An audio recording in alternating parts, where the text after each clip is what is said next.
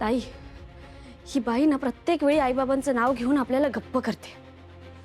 नाही, आता ना हिला संपवावंच लागेल.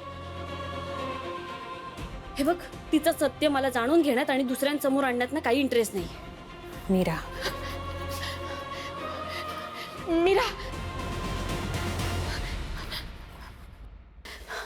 मीरा, मीरा, मला तुझी मदत हवी आहे.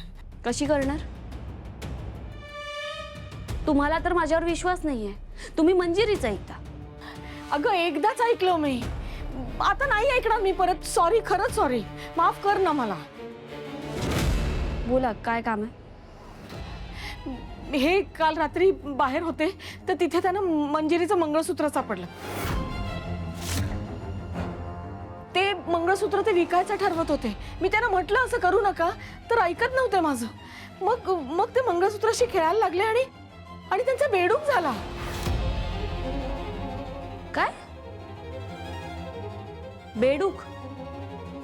हो, खरंच बेडूक झाला. आणि माझी खात्री आहे हे ना मंजिरीचंच काम आहे. आणि मला हेही माहिती आहे की ती परत त्यांना माणूस करणार नाही.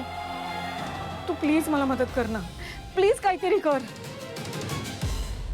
मीरा, नक्की काय झालंय ते बघून येऊया. चल. मीरा, अगं कसला विचार करते, चल ना. चला. चल. डॅड, तुम्ही अजिबात काळजी करू नका. मी प्रॉमिस कसं घेणार तुम्ही? ठीक आहे, तरी मी प्रॉमिस देतो तुम्हाला. मी तुमचा शेवटपर्यंत सांभाळ करेन. माया,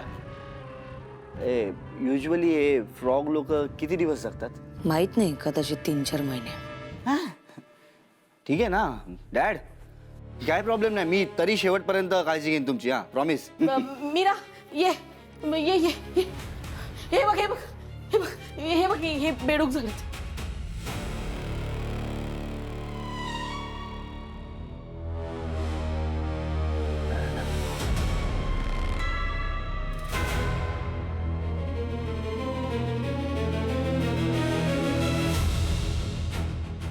आता ही काय करणार आहे?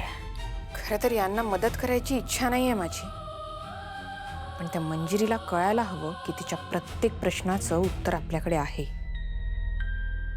करते मी काहीतरी. मीरा, तू एक काम कर, तुझा हात पुढे घे. एक मिनिट मीरा, काय करणार आहे तू? थांबा 1 मिनिट, बघू तर द्या.